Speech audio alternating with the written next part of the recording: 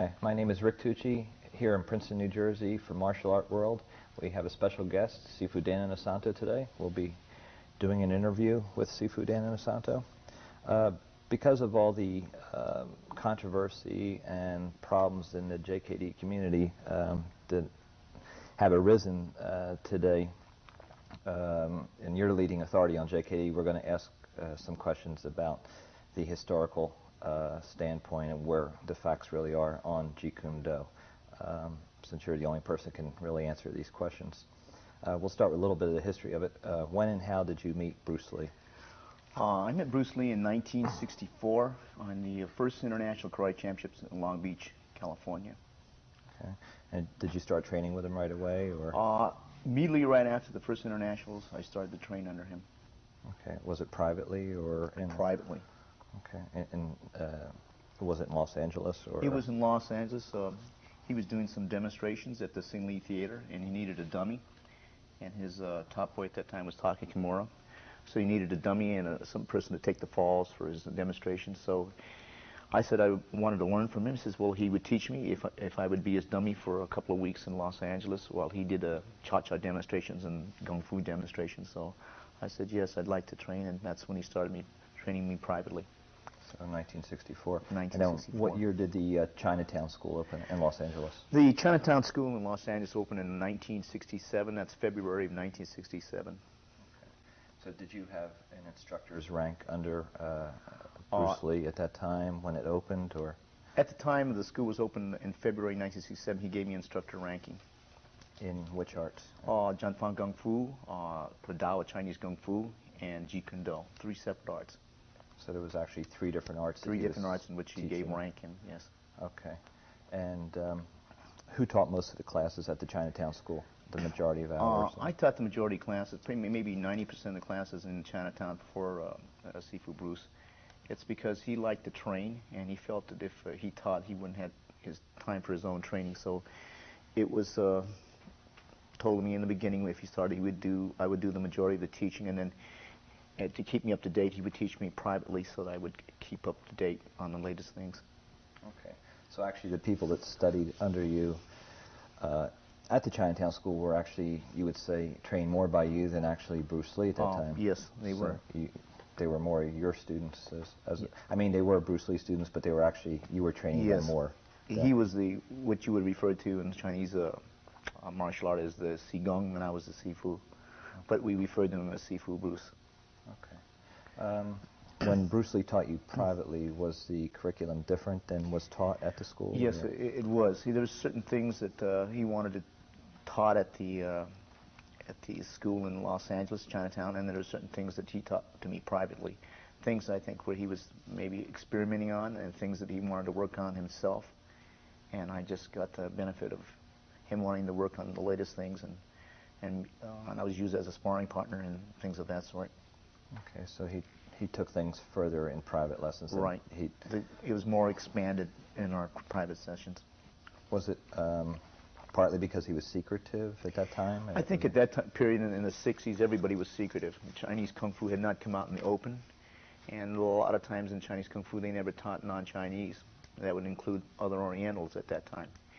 And so it was very, very secretive, and everybody thought that way, and that was the way they thought, but it's not true here in the 1990s, but at that time, in the 60s, it was very, very secretive. It was coming out of that type of environment. So he was more selective and more secretive during that time period. So even like with his own students in a way at the school, he could even be a little bit secretive. Right. He had to go through different types of levels before you got into what I might even call the inner circle. Okay. All right.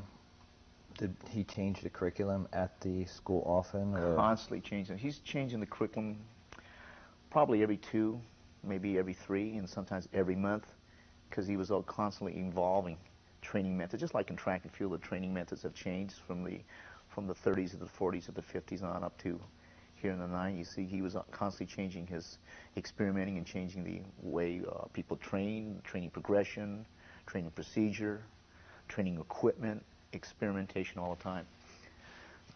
At that time, were there sets, forms, or patterns in JKD?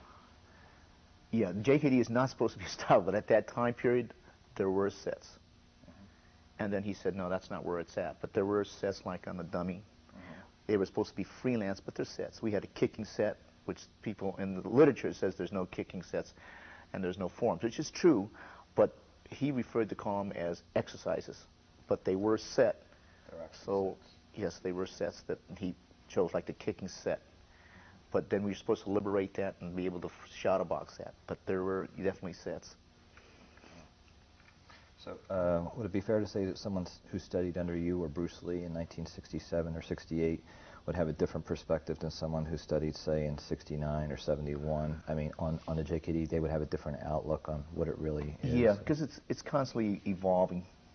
Like I said, I only can relate it to American football. It's constantly changing in the 40s and the 50s, 60s. Every decade, any sport or any art is going to change. So maybe someone who studied just for a year or two would have a completely different outlook according to what time period. So it's like pieces of the puzzle, Correct. sort of, Yes. basically. Like 67, the first parts, the training was more like Wing Chun. But toward the latter part, we always privately did it more like kickboxing. Kickboxing was not popular. Everybody was doing point karate. And so the closest I can say was sort of like a savant and a little bit like Muay Thai, but not quite as heavy on the contact. But I think as time developed, he incorporated that into this system of training. So we did a lot of kickboxing. So some people, when they come in some time period, they think it's more like Wing Chun. Others, if they come in another time period, they think it's more like just kickboxing. Or if you happen to be working on certain grappling type of techniques, they might think it's trapping to grappling. But it's because it's the period in which they entered the training and where his emphasis and where his interests lied at that point.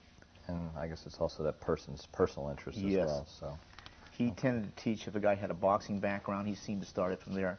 If he had a wrestling or collegiate or high school or judo background, he tended to change the format in which he approached his teaching. Were Muay Thai, Penjak Silat, and Kali some of the arts that he investigated or researched? Yes, he did investigate it. We're not saying that he took the entire system, but he liked certain things. He says it's good to draw the essence out of things like Muay Thai, Thai boxing. It's good to draw the essence out of arts like Indonesian Penjak Silat. Yes, it's in his notes, but people who are not really into the research end of it, they don't realize that he was heavily into, let's say, researching different arts. Right. And taking the essence there. And you were training Kali at the same time that you were training with Bruce Lee, right? I was training in Kali, in Escrima, more so than I was in Kali.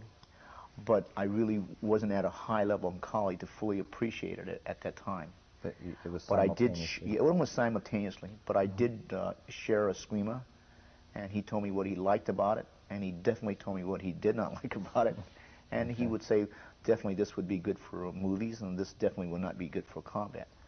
So at the time, did he mind that you were exploring other arts, No. or did he encourage you? Or? He encouraged me. Okay, so. The thing I always remember about him, he says, well, you know, you should research your own culture art, but don't be blind by your own culture art thinking that's the way to go just because you're Filipino. And I've always remembered